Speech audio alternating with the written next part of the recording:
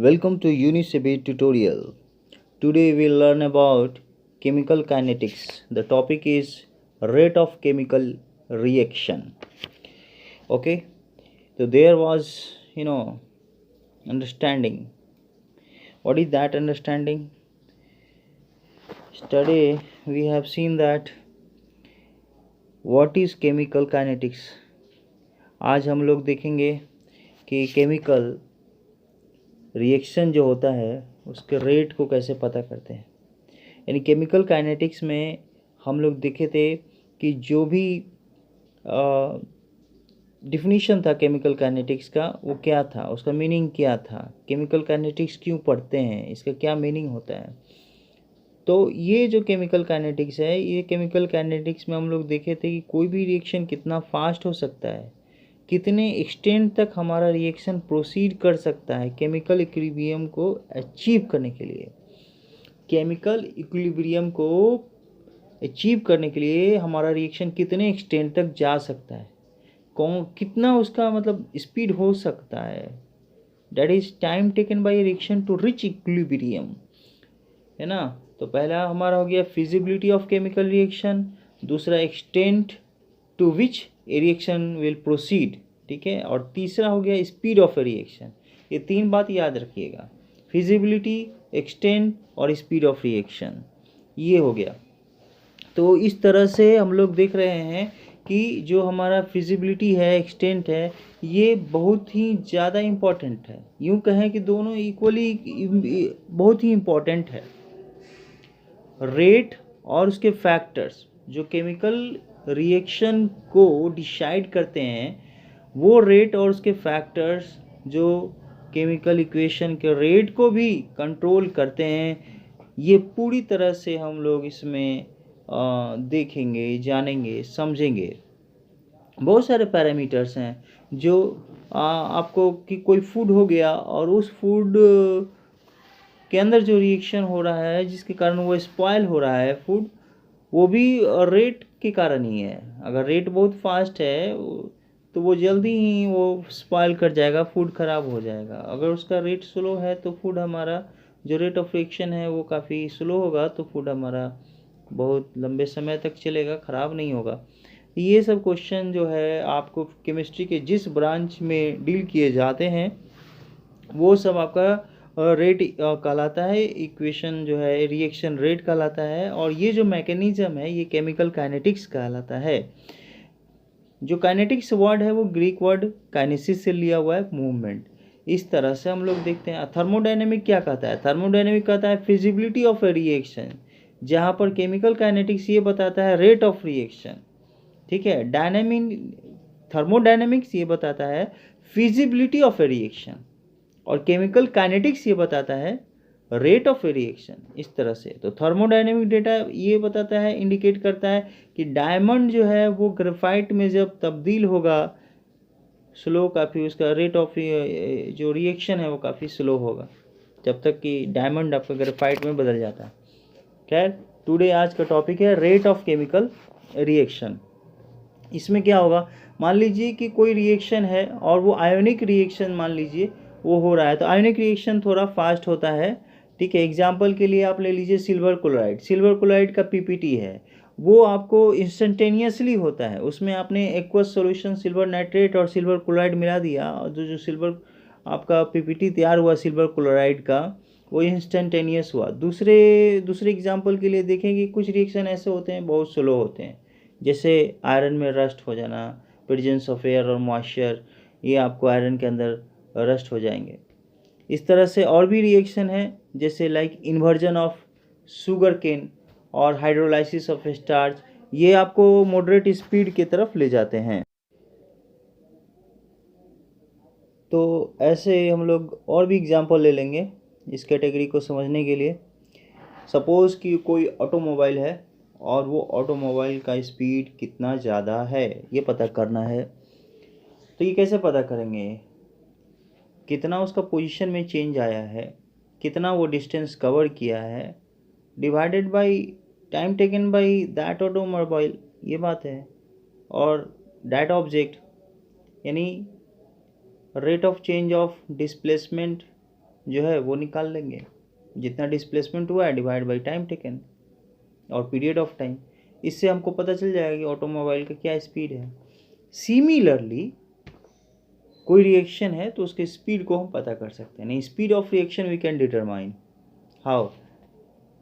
तरीका है इसका, जो रेट ऑफ रिएक्शन होता है वो उसके change in concentration of reactant, ये बात है।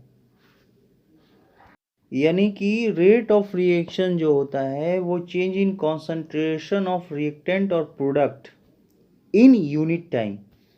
जितना भी कॉन्सेंट्रेशन है रिएक्टेंट का या प्रोडक्ट का, यूनिट टाइम पर जितना उनके कॉन्सेंट्रेशन में चेंज आएगा, उनके कॉन्सेंट्रेशन में जितना चेंज आएगा यूनिट टाइम पे, वो हमारा रेट ऑफ रिएक्शन कहलाएगा।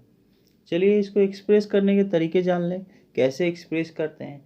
तो जो rate of decrease in concentration of any one of the reactant, पहली बात, यानी जो रिएक्टेंट है उसका कॉन्सेंट्रेशन में जितना डिक्रीज हो रहा है, कॉन्सेंट्रेशन में जो डिक्रीज हो रहा है उसका रेट, ठीक है, यानी डिक्रीज इन कॉन्सेंट्रेशन, ऐसा उसका रेट निकालिए। रेट किसका निकालिए? डिक्रीज इन कॉन्सेंट्रेशन, उसका रेट, रिएक्टेंट का डिक्रीज इन कॉन्सेंट्रेशन, ये रेट निकालिए, यानी rate of decrease in concentration of reactant. और दूसरा, rate of increase in the concentration of any one of the product, किसी भी प्रोडक्ट के जो उसका प्रोडक्ट तैयार हुआ है उसके कॉन्सेंट्रेशन में जितना हमारा इंक्रीमेंट हुआ है उसका रेट, यानी rate of increase in the concentration of any one of the product, यानी जो प्रोडक्ट हमारा तैयार हुआ है उसके कॉन्सेंट्रेशन में बढ़ोतरी हुआ है उसका रेट निकालिए। यानी इधर आपका रिएक्टेंट का कॉन्सेंट्रेशन डिक्रीज हो रहा है, यानी डिक्रीज जो रेट है, डिक्रीमेंट का रेट है, कॉन्सेंट्रेशन का डिक्रीमेंट का किसके लिए? रिएक्टेंट के लिए। वही होना चाहिए, दूसरे साइड में होना चाहिए आपका प्रोडक्ट के कॉन्सेंट्रेशन के रेट को इंक्रीज करने का, जो है ना, rate of increase of concentration उनका, मतलब इधर एक साइड प्रोडक्ट हो गया, एक साइड आपका रिएक्टेंट हो गया। रिएक्टेंट आपका घट रहा है, प्रोडक्ट इधर बढ़ रहा है, तो घटने का जो आपका उसके कॉन्सेंट्रेशन का बात कर रहा हूँ, तो उसके कॉन्सेंट्रेशन के घटने का जो रेट है और प्रोडक्ट के कॉन्सेंट्रेशन का बढ़ने का जो रेट है, ये बात पे ध्यान दिया जाता है। यही दो चीज़ देखना है, एक आप कॉन्सेंट्रेशन ऑफ रिएक्टेंट देख लीजिए और एक कॉन्सेंट्रेशन ऑफ प्रोडक्ट देख लीजिए, यानी increase in concentration of product, इधर decrease in concentration of the product, ये दो चीज़ देख लेते हैं।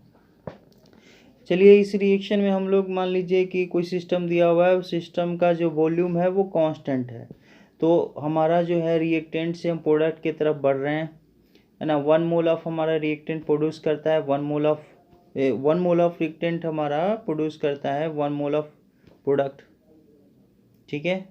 एक बार और, 1 मोल ऑफ रिएक्टेंट प्रोड्यूस करता है 1 मोल ऑफ प्रोडक्ट।